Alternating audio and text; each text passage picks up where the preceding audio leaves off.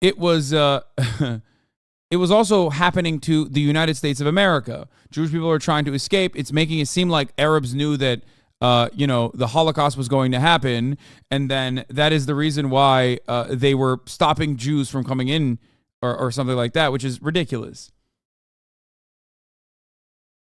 Yeah, but the arguments he's using aren't even offering context. Missing anyway, context. Let's continue. Maybe I'm jumping too hard. The context they are providing, well, that context is a bunch of lies. Yeah, there's fucking bullshit. Hey, dude, that's what I mean. No, I was right.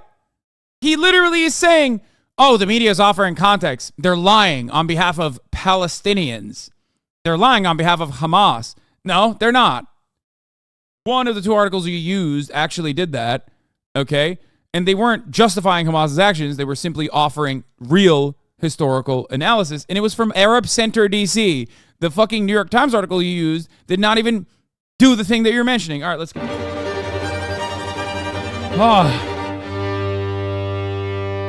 There are 4 myths generally propagated by the left around the history of Israel and the Palestinians. These myths matter because they lead people into a peculiar moral relativism whereby attempted murder or successful murder of Jews is excused and bullshit. Absolutely fucking bullshit. First of all, the idea that this is exclusively anti-Jewish murders or whatever is a false narrative. Let me tell you exactly why. Because guess what? In plenty of areas in the surrounding region of Gaza, in Israel proper, as we consider Israel proper, there are kibbutzes, okay, for sure, like these communal formations. But you know who else is out there who also tanks a lot of the hits against or from Hamas? Motherfucking Bedouins, okay, purposefully left to starve by the Israeli government. Bedouins who are considered Palestinian citizens of Israel. So no, it's not an anti-Jewish action. Even this last October 7th military operation was not. The plural of kibbutz is kibbutzim. I know. Sorry. You're right. Kibbutzim. Okay? So even in that situation, it's not like directly an anti-Jewish action or anything like that, okay? It was bad. I have condemned it time and time again. It was a massacre. It was ruthless slaughter in some of these neighborhoods, okay? Unjustifiable, totally. But the idea that this was like simply an anti-Jewish action is wrong. It's absolutely wrong. It is a violent retaliation against Israel, okay? You are the one who is adding the Jewish context to it, because you want to make an argument off of it to basically always tie the international Jewish community back to Israel, which is anti-Semitic. Meanwhile, the evil human rights violations of the Palestinians are minimized. Myth number 1. Israel is historically Muslim territory. That's not true. Israel is not historically Muslim territory. I don't think anybody ever says Israel is historically Muslim territory.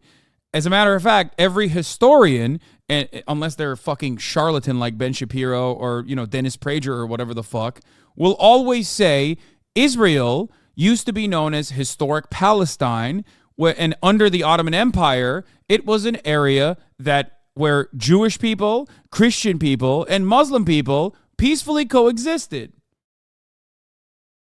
This is a pure and absolute lie. He's saying that it's a myth? No, dude, but it's not. People don't say it's Muslim, Israel's Muslim territory. They do not say that. That is not a thing that people say. It was a region under the Islamic Caliphate, under the Ottoman Empire, certainly, but it was not an area specifically for Muslims. So his first myth is a myth because it's not a thing that people say. Muslim territory. He's doing a fucking straw man. This is a pure and absolute lie. Israel is historically Jewish territory. According to the Bible and certain interpretations of contemporaneous archaeology, Joshua entered the land of Israel in 1400 BC. The king... Yeah, okay. The 1400 BC argument is fucking psychotic. You want to know why it's fucking psychotic? Because it's 1400 BC, man. Are you fucking stupid? Are you insane? You cannot make this argument for anything else. Dude, Native Americans have a much closer history to every fucking area that Ben Shapiro has lived in this country, from California all the way to fucking Florida, okay? There is no land back movement in that regard where the Israeli forces are totally just in fucking depopulating whoever the fuck lived there for hundreds of years by saying, well, 3,000 years ago, it was mine. That is a psychotic fucking take, unless you believe that the world is Turkish, in which case, maybe he's not wrong. The entire world is actually technically Turkish, including the Native Americans that actually are of Turkic origin. Okay, hold on 1 second. I have to play this. What a ridiculous argument. This argument is literally, it's such a stupid argument because, let me tell you something. The reason why this is a dumbass argument is you can make the argument to colonize whatever fucking area you want to in Africa. You can just be like, sorry, we all came from Africa. All humans came from Africa. You go back far enough in time, you could just take over the entirety of Africa and say, it's your fucking land. That's nuts. The Kingdom of David was founded around 1000 BC. The first Temple of Solomon was built in approximately 957 BC. The second temple was built in approximately 515 BC. The Hasmonean dynasty was founded in 166 BC. Jerusalem was destroyed in 70 BC, and the Jews exiled from Israel in 136 CE after the defeat of the Bar Kokhba revolt. The Romans, in an attempt to shame the Jews, renamed the area Palestine as an insult after the Jews' historic enemy, the Philistines. Even during the exile, there was continuous Jewish presence in the land. Islam, which is the religion of the Palestinian Arabs, was not even founded until the 7th century CE or AD. No independent Arab state has ever existed in the area known as Palestine. Brother, you can't glance over 2,000 years of history. And once again, I'm glad I talked about the origination of this argument because it's a stupid one. And let me tell you why it's a stupid one. Because the idea that Jews are native to Palestine is not an argument that Theodore Herzl made, okay? Theodore Herzl very clearly defined Zionism as a colonial movement, okay? Theodore Herzl openly stated that there were natives living there when he wanted to first purchase Israel proper, the area that you know as Israel, historic Palestine, from the Ottoman Empire, and certainly after he got his wishes from the British Empire. The argument, the way to make this argument, you cannot fucking make an argument by going, my source? The Bible? Have you heard of it? That's ridiculous. That's fucking ridiculous. Ridiculous. There is no justification for this, especially over 3,000 fucking years. So that's already a ridiculous argument to make. Okay? And then secondly, the argument is not even being made by those who were the founding fathers of Zionism. That's right. Theodore Herzl did not believe that they were natives. That's precisely the reason why the originations of Zionism, while they were deciding on where to go, they thought about Uganda as another place as the Jewish Holy Land, or at least not a Holy Land, but a Jewish area that you could populate as a nation state for Jews all around the world, and also Argentina and Alaska. Okay?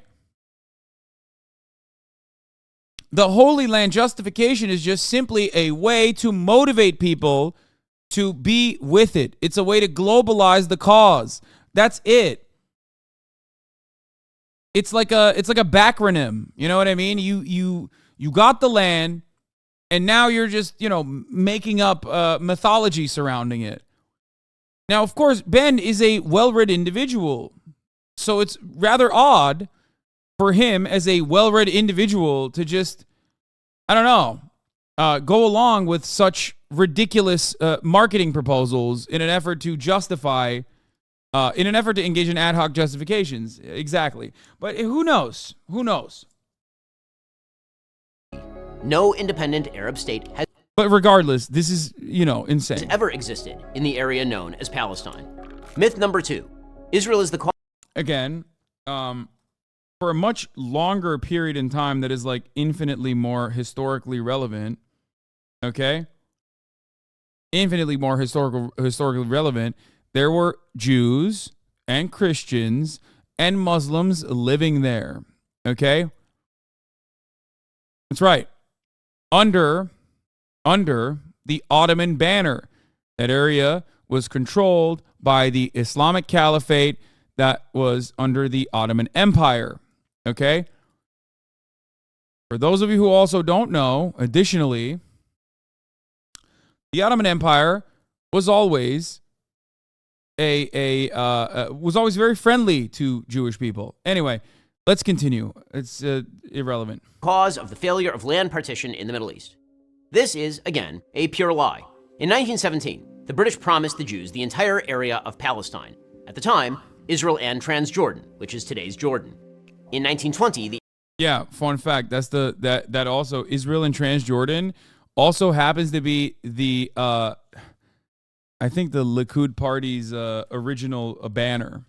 All right, let's just continue. Whatever. 1917, British promised the Jews the entire area of Palestine and Transjordan. Israel and Transjordan, which is today's Jordan. In 1920, the Arabs began pogroms, a mass murder of Jews. The Arabs began pogroms in 1920s?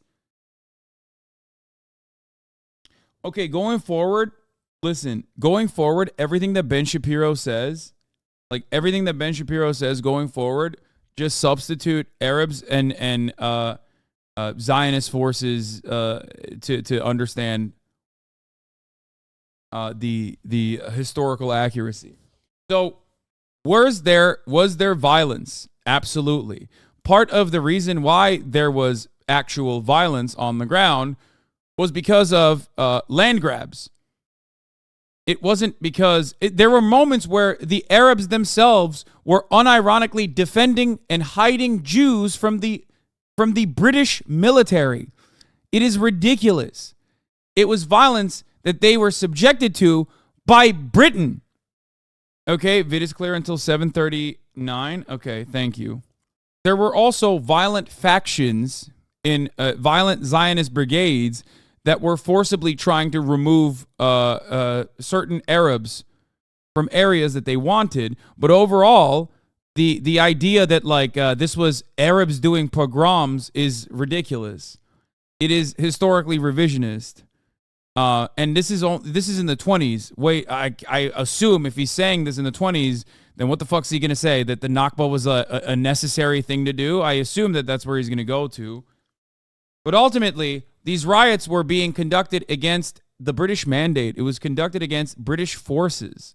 So it's not against Jewish people at all. Remember, 13% of the population at the time was already Jewish in historic Palestine. In Jerusalem as a sign of anger at the British mandate in Palestine. In 1922, the British government, in response, announced in a white paper that the Transjordan area, 70% of Palestine, would be sliced off and made an Arab state. That would become Jordan. In 1937, the Peel Commission recommended a rump state for the Jews, in which the British would retain control over Jaffa and Jerusalem, the Arabs would get the entire Negev and nearly the entirety of Judea and Samaria, and the Jews would get a tiny swath of territory along the coast, including Tel Aviv and Haifa. In 1939, the British, in response again to Arab pressure, restricted Jewish immigration to Palestine just as the Nazis began World War II and just before. Wait.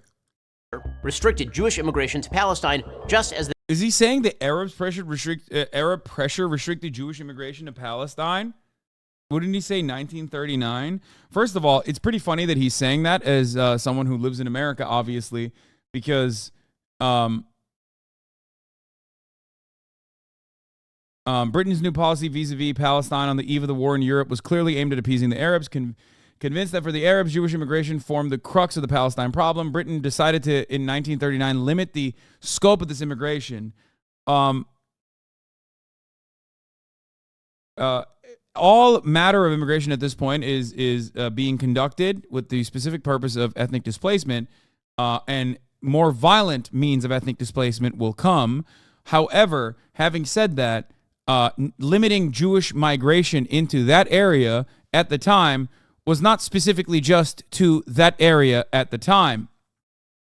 it was it was it was also happening to the United States of America. Jewish people are trying to escape. It's making it seem like Arabs knew that the Holocaust was going to happen, and then that is the reason why they were stopping Jews from coming in, or something like that, which is ridiculous. The Nazis began World War II and just before the Holocaust. Nonetheless, the Jews sided with the Brits, the Arabs sided with Hitler. In 1948, the guy that he's showing is literally a British mufti, like the guy that he's England's guy. The Grand Mufti that he's showing that met with Hitler is literally the guy that England placed in power. It's literally a British puppet. What the fuck is he talking about? Also, nonetheless, the Jews sided with the Brits, the Arabs sided with Hitler. The Jews sided with the Brits and the Arabs sided with Hitler is a funny way to cover this. Oh my God. Okay. He's leaving out how Britain promised Arabs that they would give them the right to self-determination of their own countries after World War I and went back on that promise with Palestine. Yes. That is also another part of the puzzle. Anyway, let's continue. In 1948, the British mandate ended and Israel declared its independence. And nothing happened. Okay, got it. So, all right. So we were right. He's not talking about the Nakba. It's not a part of it. It just kind of happened. Israel declared its independence. That's it. Kind of a jump there. I don't know what happened there. Is there nothing that happened in between? There was no process in which, like, I don't know, certain things occurred. I mean, relatively important formative years, no? Ignored by the UN, Mizrahi Jews survived pogroms and expulsions too. Persecution of the Middle Eastern Jewry has been denied for a lengthy period, according to historians advocating for a more inclusive Jewish memory. Surrounding Cairo's Tahrir Square, houses confiscated from Jewish families host Egypt's top foreign embassies. To this day, ambassadors from Germany, Switzerland, and the United States work and live in homes expropriated from Jews after 1948, while other formerly Jewish-owned homes became the Great Library of Cairo and government offices. The expulsion of 850,000 mostly Mizrahi and Sephardic Jews from Arab and Muslim countries took place before, during, and after the Holocaust. As nationalist Arab leaders aligned with Nazi Germany in the name of oil and expelling the British, Jewish communities were targeted for pauperization, expulsion, and murder. Despite the region's centrality to Jewish history, the narratives of Middle Eastern Jews have long been considered supplemental in collective Jewish memory, as well as the rest of the world. One of the reasons of the marginalization of their accounts is the Mizrahi Jews developed different ways of telling their stories, according to historian and journalist Edwin Black. The Sephardic and Mizrahi communities have always been insular. Black told the Times of Israel, at the time, in most major Jewish organizations, our collective memory is an Ashkenazi collective memory. The allegiance of Arab nationalist states, are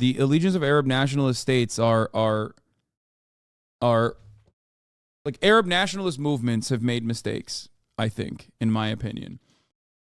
They've made allegiances with British and French colonial occupations as well, thinking that this would offer them some level of freedom, and that was wrong.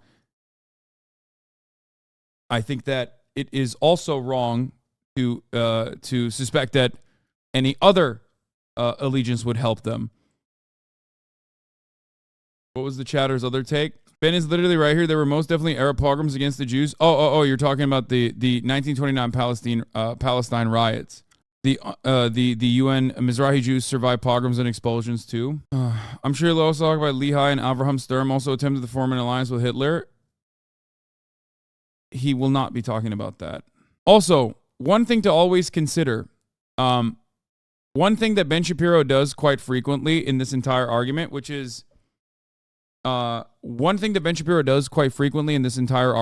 where there are historically accurate, I fucking hate Ben Shapiro, but he's objectively correct when he says Jews face pogroms. Yes.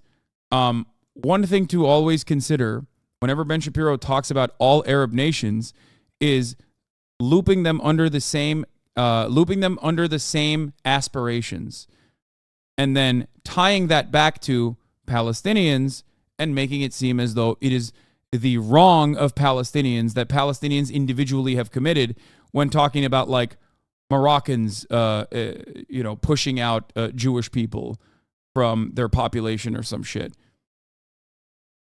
in many circumstances, as I've talked about before, Zionism and Arab nationalism simultaneously occurring was the reason as to why so many Arab countries that previously had no issues with peacefully coexisting with Jewish people, that were historically considered safe havens for Jewish people, were engaged in mass expulsion, which was unjustifiable and it was unacceptable. Okay? In most of those circumstances, the mass expulsions occurred still under colonial rule. It is an improper way. The acclaimed Israeli historian from Oxford notes this. It is an improper way of claiming that all of the actions that Zionist forces took leading up to the Nakba and during the Nakba were totally justified because of the constant state of threat that Jewish people were subjected to due to like other Arab nationalist movements. Avi Shlaim says he has proof of Zionist involvement in the 1950s attack on Iraqi Jews. Oh, this is possible Mossad bombings, which is a way to instill fear in Iraqi Jews living in Iraq that made them feel uncomfortable and want to move to Israel instead.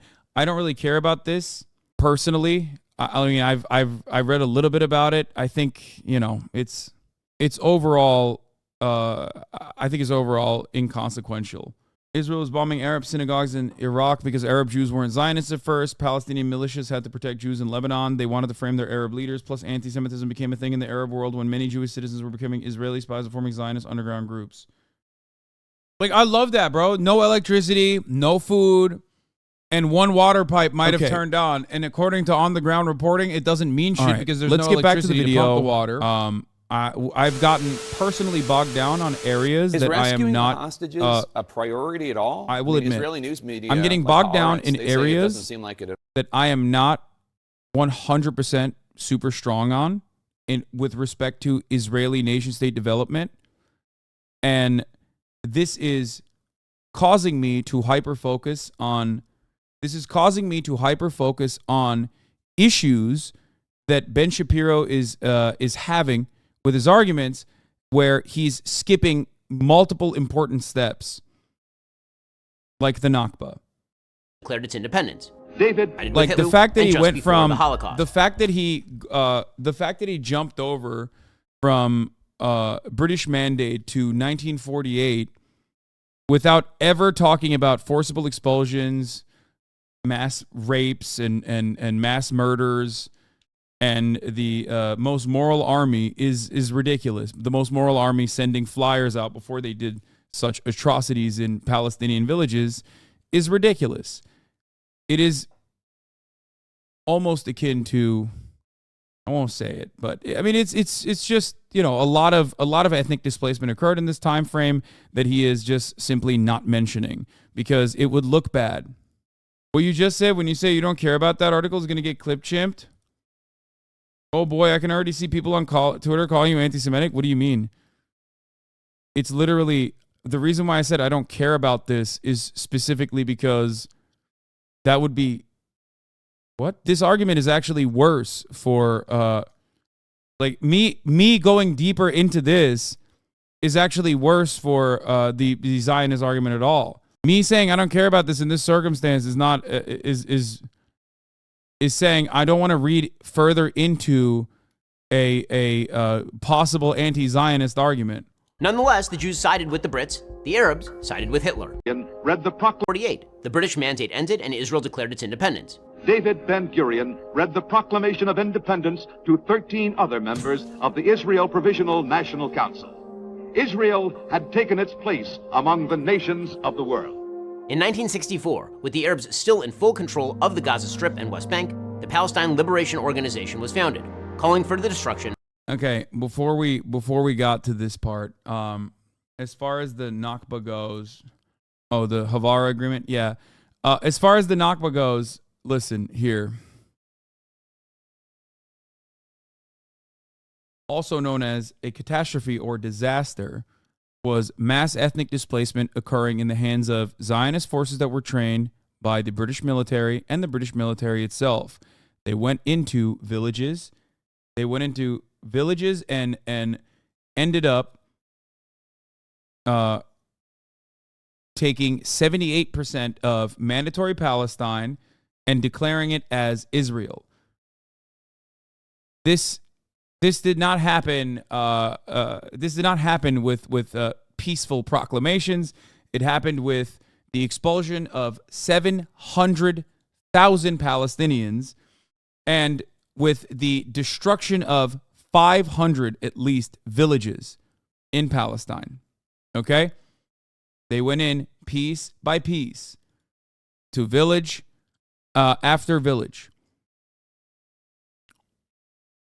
Every year on May 15th, Palestinians around the world, numbering around 12.4 million, mark the Nakba, or catastrophe, referring to the ethnic cleansing of Palestine and the near total destruction of Palestinian society in 1948.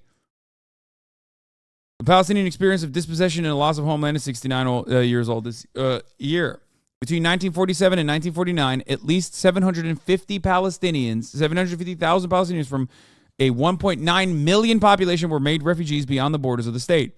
Zionist forces had taken more than 78% of historic Palestine, ethnically cleansed and destroyed about 530 villages and cities, and killed about 15,000 Palestinians in a series of mass atrocities, which included more than 70 massacres.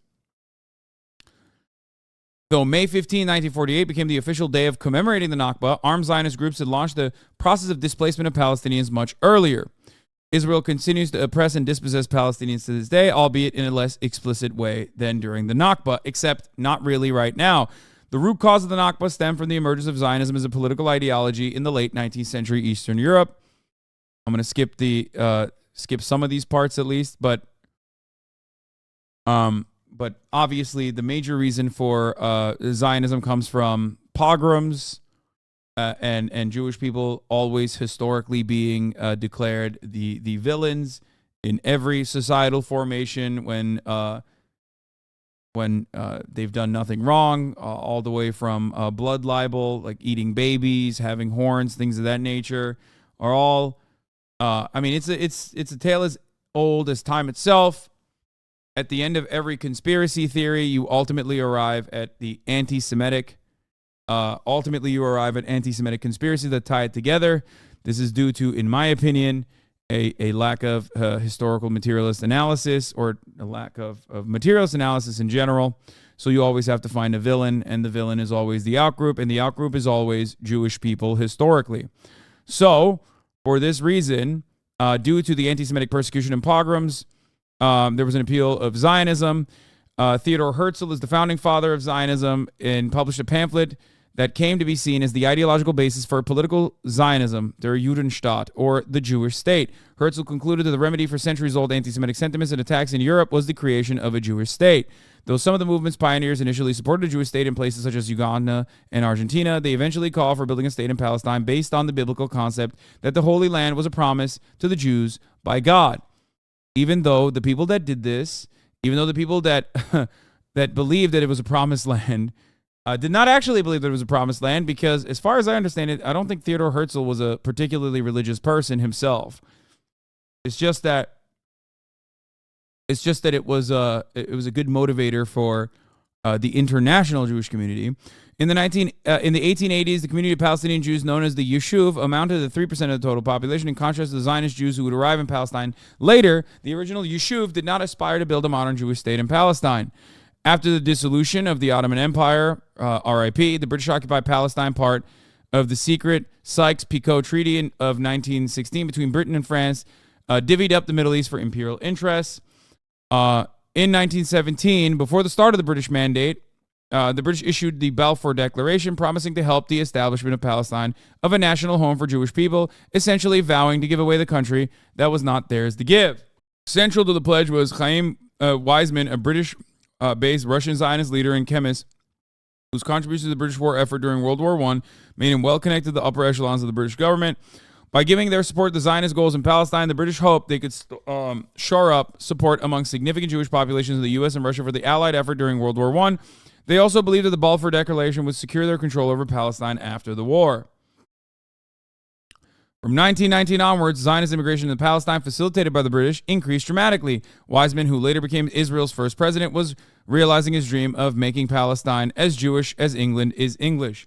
During this time frame, Britain had already taken over much of the land, and of course had swapped that control from the Ottoman Empire back to themselves, and certain parts of that land were sold, despite the fact that people were still living on it, from landowners directly to the Jewish people that wanted to populate it. This was, of course, wasn't particularly well received by the people that were already living there. By 1922 and 1935, the Jewish population rose from 9% to nearly 27% of the total population, displacing tens of thousands of Palestinian tenants from their lands as Zionists bought land from absentee landlords. So this is, okay, they mentioned that part. There you go. So leading Arab and Palestinian intellectuals openly warred against the motifs of the Zionist movement in the press as early as 1908. With the Nazi seizure of power in Germany between 1933 and 1936, 30,000 to 60,000 European Jews arrived on the shores of Palestine. They were also trying to go elsewhere, but, other nations weren't exactly too fond of Jewish migration because the Western world has always been incredibly anti-Semitic. Make no mistake.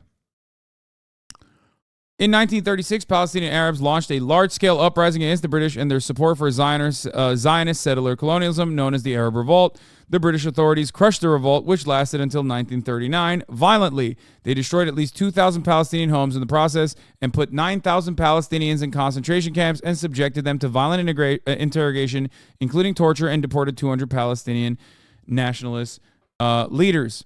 At least 10% of the Palestinian male population had been killed, wounded, exiled, or imprisoned by the end of this revolt. The British government, worried about the eruption of violence between the Palestinians and Zionists, tried to curtail at several points immigration of European Jews. Zionist lobbyists in London overturned their efforts. So ultimately, the real reason wasn't specifically or directly Zionist Jewish people moving in to British mandate Palestine, but it was also Palestinians being displaced and then having to fight back against the British occupation, which became incredibly bloody and incredibly violent.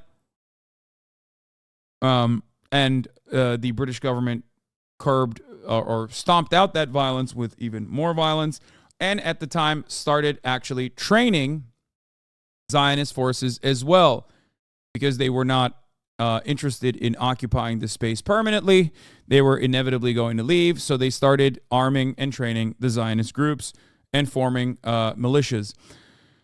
Anyway, in 1944, several Zionist armed groups declared war on Britain for trying to put limits on Jewish immigration to Palestine at a time when Jews were fleeing the Holocaust. The Zionist paramilitary organizations launched a number of attacks against the British. The most notable is the King David Hotel bombing in 1946, where the British administrative headquarters were housed. 91 people were killed in the attack.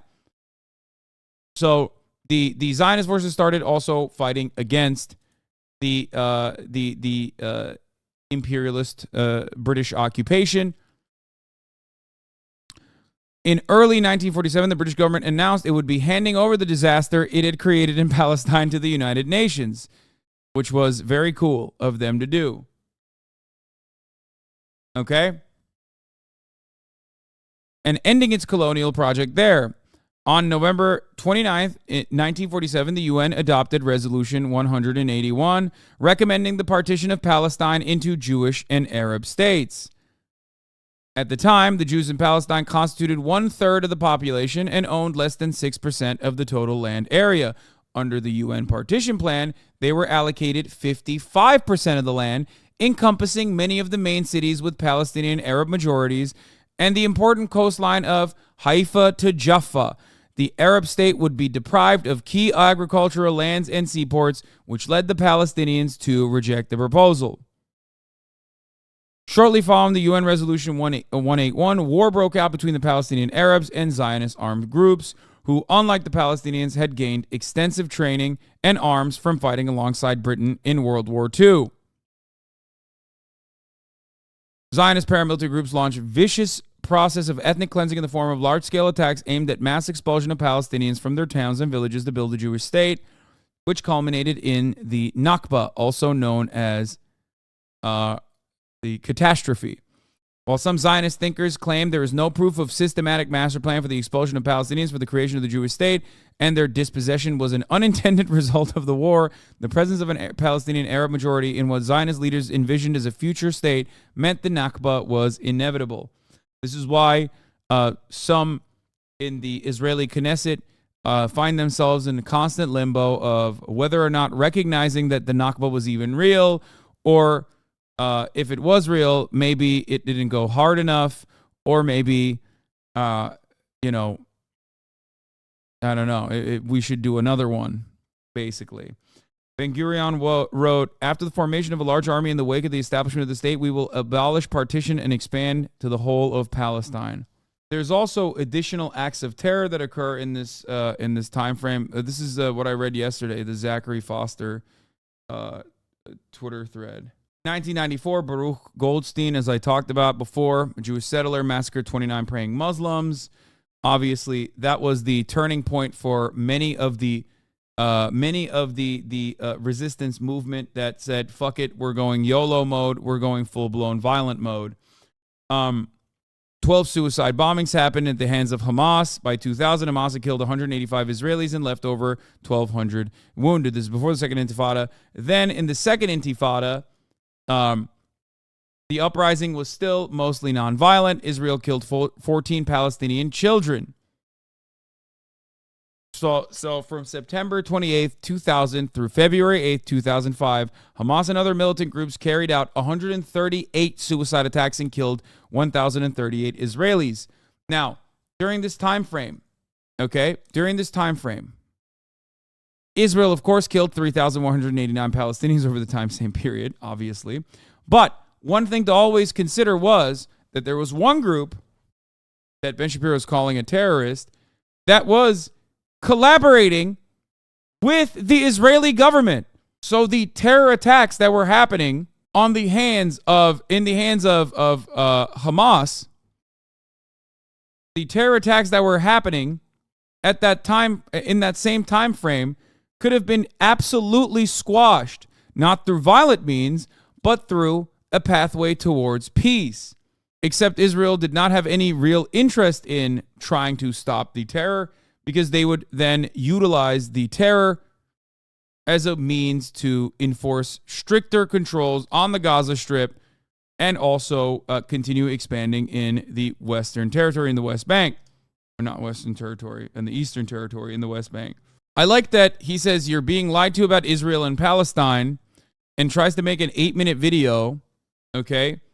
And he fails to mention that he's the one who's doing the lying.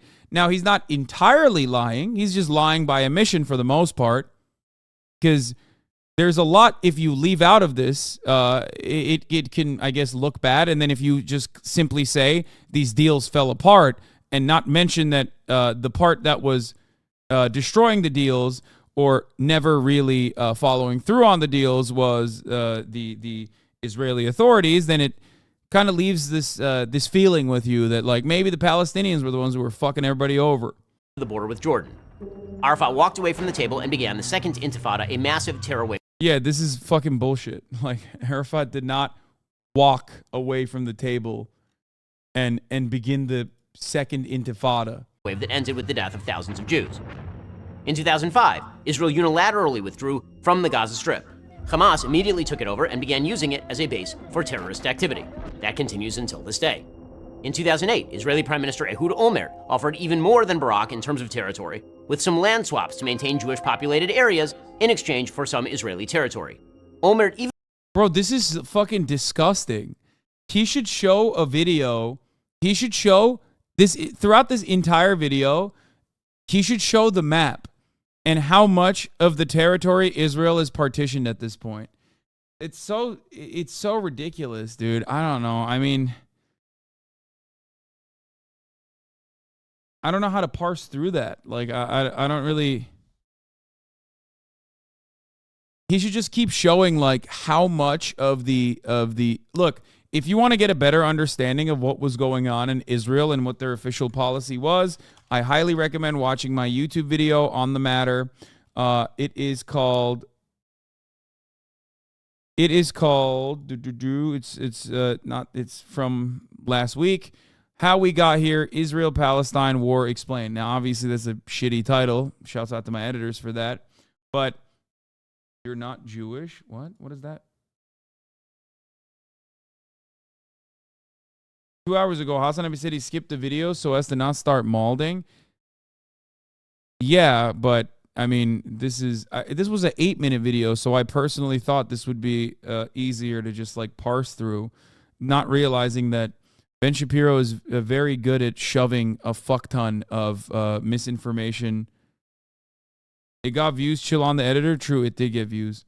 But yeah, this video I go through piece by piece of exactly how we got here. I think this is that video. Is this not? Oh, maybe not. Never mind. This isn't even that video. What the fuck? I thought this was the video where I talked through the expansion of the land. Okay, but anyway, that video features some of that information. Anyway. Even offered to relinquish Israeli sovereignty at the Temple Mount, the holiest site in Judaism, as well as the entire Old City of Jerusalem to a 5-member non-sovereign international trusteeship comprising Israel, the PA, Jordan, the US, and Saudi Arabia. PA head Mahmoud Abbas walked away without a counteroffer. Myth number 3. Israel expelled all Palestinian Arabs from British Mandate Palestine. This is, again, a lie. Israel's founding documents asked Arabs to stay. Israel's Declaration of Independence, in the middle of an ongoing war with Arab nations, reads, quote, "We appeal, in the very midst of the onslaught launched against us now for months, to the Arab inhabitants of the State of Israel to preserve peace and participate in the upbuilding of the state on the basis of full and equal citizenship and due representation in all its provisional and permanent institutions." Debate has raged for decades over how many Arabs left the nascent State of Israel thanks to expulsion and how many left because they were told to leave by their own leaders. An estimate. That's, oh my God. Okay, dude. That's fucking insane.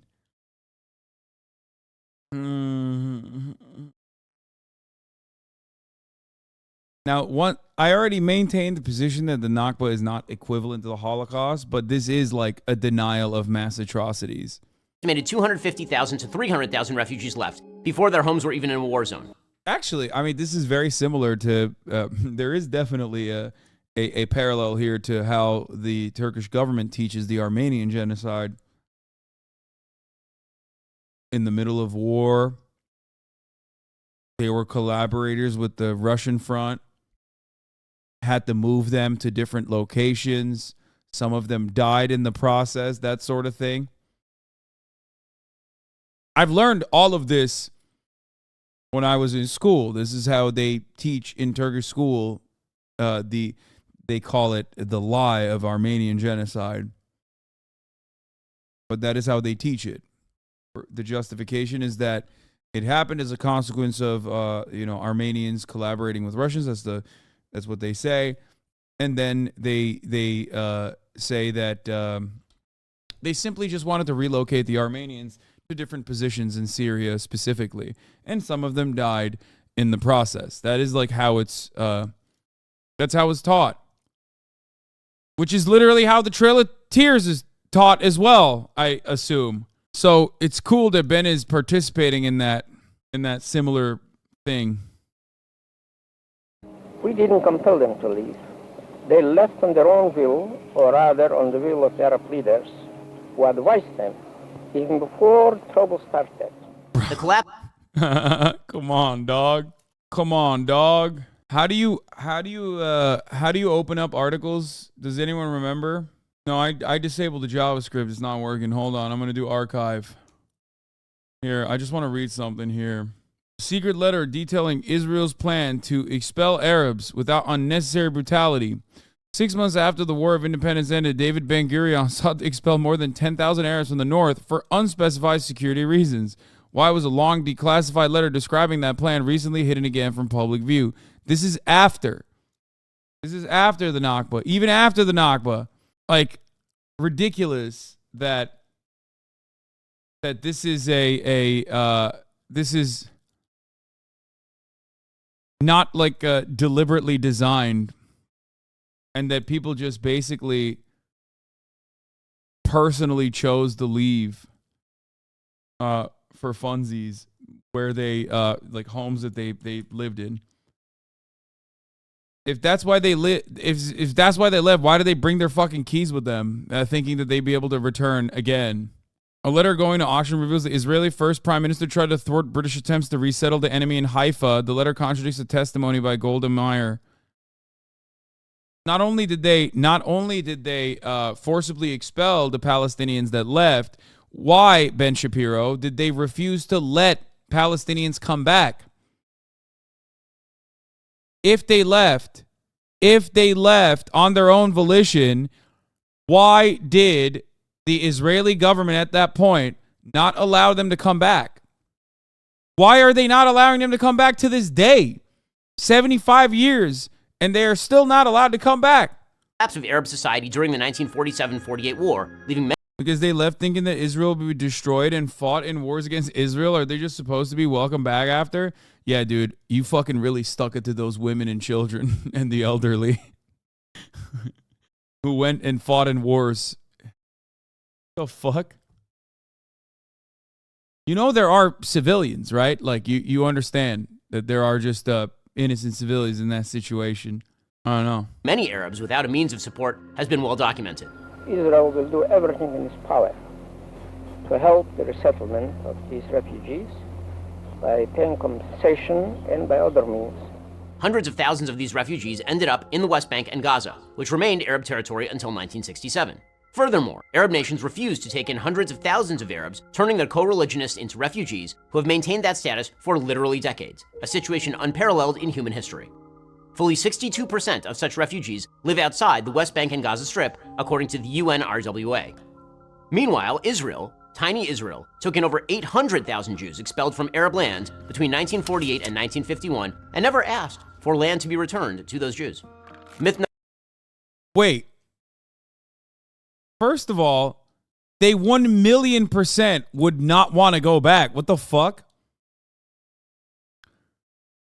Part of the reason why everyone wanted me to talk about this was because this was in Israel's interest. There was a obvious goal to populate Israel with Jewish people.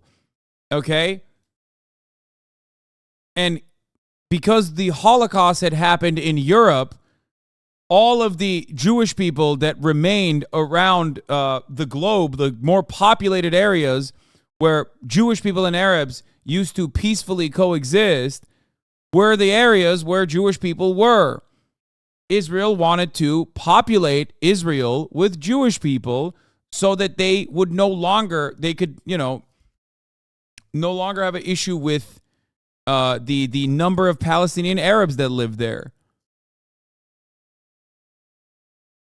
It's also always funny when he says, like, tiny Israel, because, like, okay, well, fucking the land left for the Palestinians in that situation is even tinier. A major component here, a major problem here is literally great replacement narratives, okay? I'll tell you. A big part of the reason why Palestinians do not have a right to return, while anyone and everyone around the planet could go and live in Israel and even in the fucking West Bank if they want to, and especially Jews, is because they are worried that if Palestinians were to be able to return, that they would overtake the land. That is the real fear. They are also worried about a secular nation-state development where Palestinians have equal rights and a right to return would immediately mean 12 million fucking people would have equal rights to the 9 million people that are currently living. 23% of those 9 million are also Arabs, Palestinian citizens of Israel. They're worried that, democracy would happen. And in that democratic process, they worry that the now, once again, majority Arab population in that singular nation state would do the same violent, cruel, and humiliating punishments to the Jewish population that Israel subjected them to. I do not believe that would happen, and I think that a hypothetical violence in the future is not reason alone to continue doing the very real violence right now. They aren't afraid of a secular state with equal rights. They are worried about a theocracy, which is ironic given that Israel is arguably a theocratic semi-democracy. Well, no, it's not a democracy. You're right. It is theocratic. Israel is currently theocratic. Israel has moved to develop a theocracy, a Jewish one. And you're right. They are worried about a theocracy. They're worried that a secular state with equal rights offered to Muslim Palestinians would yield a theocratic, Hamas-led government that would do to the Jews what Israel is doing to the Palestinians right now. There is no reason, there is absolutely zero reason to believe this. Okay? This is to justify a current apartheid theocratic regime. In order to justify the current existing apartheid theocratic regime, you are saying that maybe in the future they would do to us what we've done to them. This has always been the fear. This has always been the fear in minoritarian rule. This has always been the fear in colonial states. This has always been the fear with apartheid South Africa. This has been the fear after, in the Reconstruction era, where whites immediately, like slave-owning whites, immediately tried to reestablish the same racial hierarchy and were successfully able to do so. It's always the justification for those, even when they lose, to make sure that the hierarchies of power remain. And in all of those circumstances, they usually do remain, by the way. That's the unfortunate reality. So yeah. Oh. Just like in apartheid South Africa or post-apartheid South Africa, and just like in the South right now in contemporary U.S. South. So, yeah, it's the same rhetoric that the right uses and fears if the U.S. becomes a majority non-white country.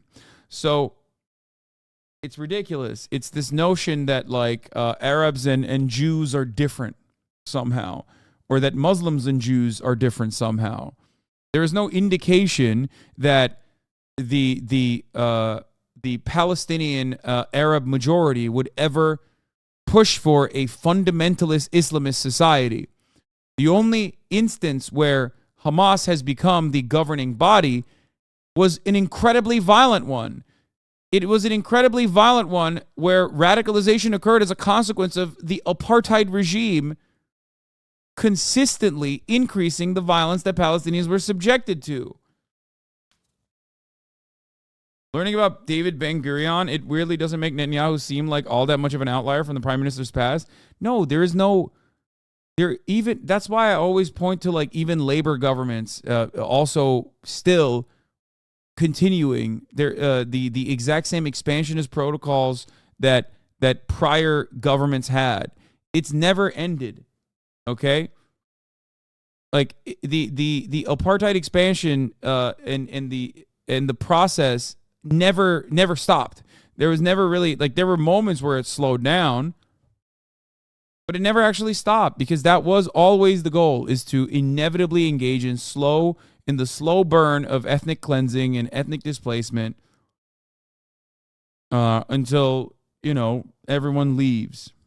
You love the fourth myth? Oh, I haven't even seen the fourth myth yet. I'm worried. Oh, no. And for the record, some of the documented ones, even before May 15, some of the most infamous massacres that had already been committed, the Baldat al-Shaikh massacre on December 31st, 1947, killing up to 70 Palestinians. The Sasa massacre on February 14th, 1948, when 16 houses were blown up and 60 people lost their lives. And famously, the Deir Yassin massacre on April 9th, 1948, when about 110 Palestinian men, women, and children were slaughtered. One of the guys that participated in the Deir Yassin massacre went viral recently. Do you guys remember that really old guy? Do you remember the really old guy? Does anyone have the link for that? Can you send me the link? The really old guy that they bring up, the oldest reservist in the current Israeli military, the 95-year-old guy. You are a killer? What do you mean? The only thing I'm killing is the top of the hour ad break, baby. Dude, I do want to see it because I feel like he's going to do tricks. He's going to be doing incredible gymnastics right now. I mean, it's a preposterous notion, but not as preposterous thinking that you will not see the ads at the top of the hour when there's a 3-minute ad break, which you will. You will see that. Here's the 3-minute ad break now.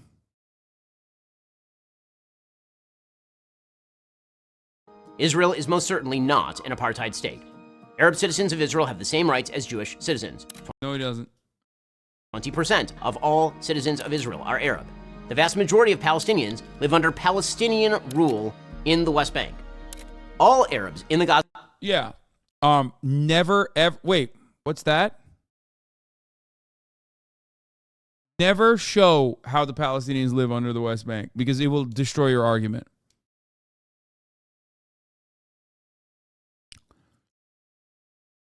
Yeah, no, no. This stuff is fucking ridiculous. Yeah, no, he's gross, disgusting, pervert. Fuck him, piece of shit, monster.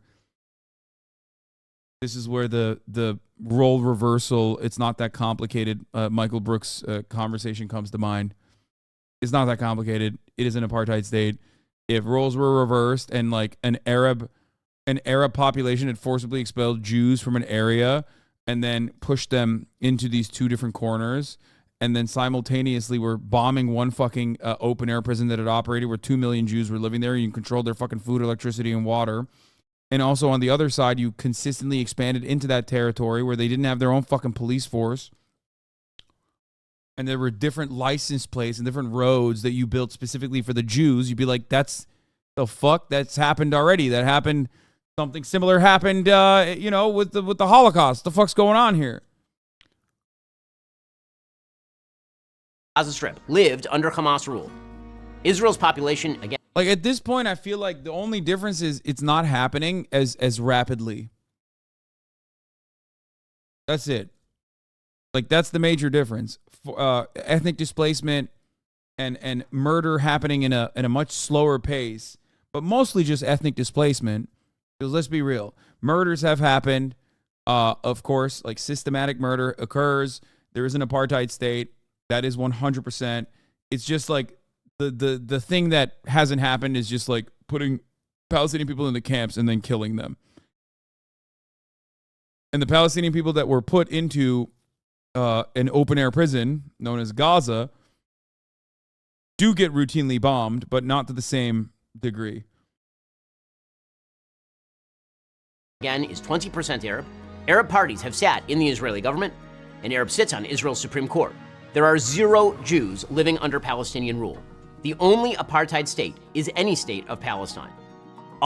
Wait, he's saying there are no Jews living under Palestinian rule? To say, wait, does he think an apartheid state is when you don't have any... Wait, what? Does he think... First of all, there are Palestinian Jews, but is he trying to say that an apartheid state is when there's no Jews living there? Like the Palestinians really have the real apartheid state because there's no Jews living under Palestinian rule. No, man, you got to have a second-class citizenship to be able to have an apartheid state. What the fuck do you mean? That's an ethno-state, you fucking idiot. You're confusing the ethno-state with apartheid state, which would still be ridiculous if you were like Palestine as an ethno-state. That'd be so funny. What the fuck?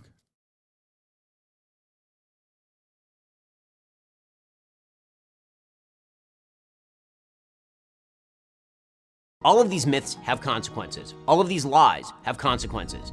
Oh, that's it? That's all he got?